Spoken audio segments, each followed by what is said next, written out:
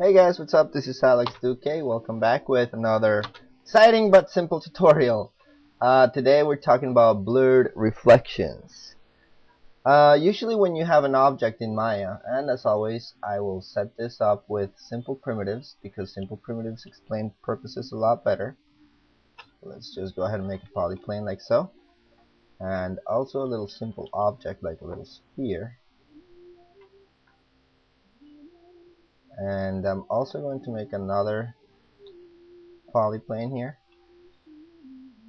Just make sure it doesn't have that much geometry so that this render, not that it's going to make a big difference, but so that it doesn't take so long.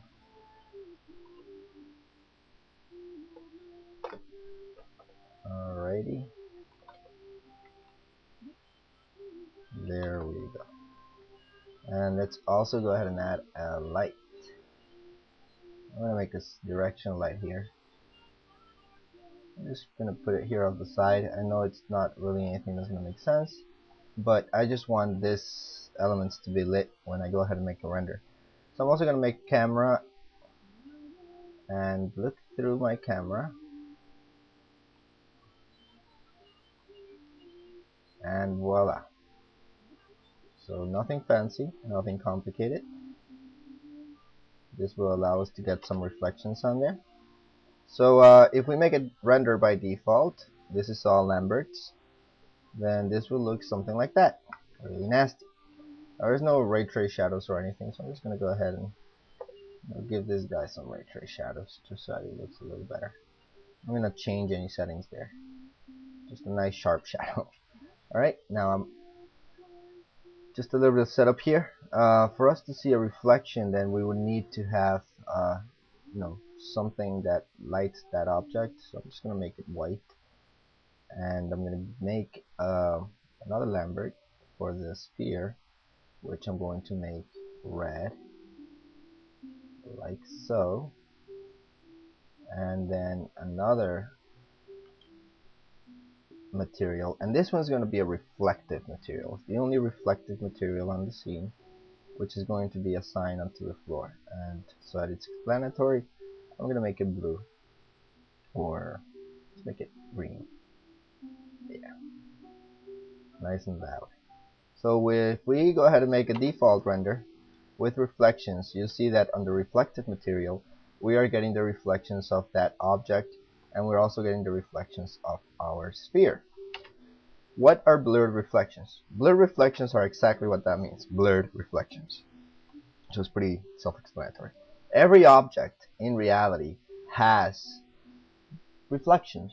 It's just that some objects have a very specular reflection, like a mirror, for example, and some objects have a very blurred reflection. For example, like dirtied up wood, for example, or some plastics. If they have some detail to them, then the reflections are going to be blurred. Or even to an extent, metals like aluminum might have a blur reflection, or brushed metals like I don't know, brushed metals. Anyway, so usually the old way of achieving those blurred reflections, you had a whole bunch of ways, like doing the blurring in post.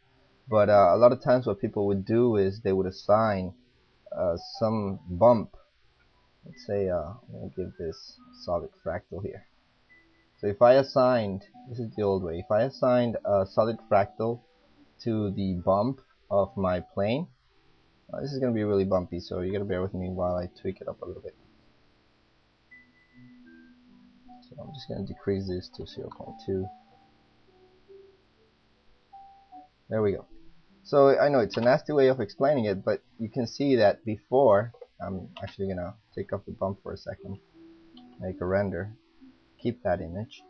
So you see you have a sharp, very specular reflection, and once you had a bump, then of course your object will bump, but at the same time the reflections would soften up. And usually that's what would happen, if the object had pores, little slight pores, for example, then those reflections will begin to soften out and blur out. And you can see the effect achieved here. However, there are other ways of achieving that result, especially with mental ray. I'm going to disconnect this. I'm just going to delete that bump and go ahead and explain the process of blurred reflections through mental ray. It's very simple, really. So this is going to be a short tutorial. If you select your material and you go to the mental ray tab, then you'll see an option there that says blurred reflections, or MI reflection blur. There's also blurring for the refractions. The principle of this is pretty simple, and it's very much alike like ray trace shadows. You know that with ray trace shadows, if you want to have a soft shadow, you need to soften it up by an amount of degrees, and if you soften it up, the softer it is, the more rays that you're gonna need. So if I give this object or this material, let's say 3 in the reflection blur, now I'm getting some blurring in the reflections, but it looks really pixelated like that. That's because there's only one ray. If I had 10 rays for this, then that reflection is gonna soften up. So it's pretty straightforward, pretty simple, and one of the good things about it is that since its behavior is more realistic, that's usually what you would get with blurred reflections. If you look at this, the reflection of the sphere here, the reflection that's closer to the sphere is sharp, and as it gets further away, then that begins to soften out. So that's it. It's very simple. You have degrees, you have the amount of rays, and that would give you better quality, and that's it. So if you want less reflections, you would have to change that reflection blur to a lesser amount, and if you wanted more, then you can increase it, and then you're going to have a lot of blurring on the reflections. So you can see how that looks more like a plasticky type of material. Alright, so that's it. I hope you enjoyed this tutorial. It's a very simple and straightforward tutorial, so happy rendering. I'll talk to you. Bye bye.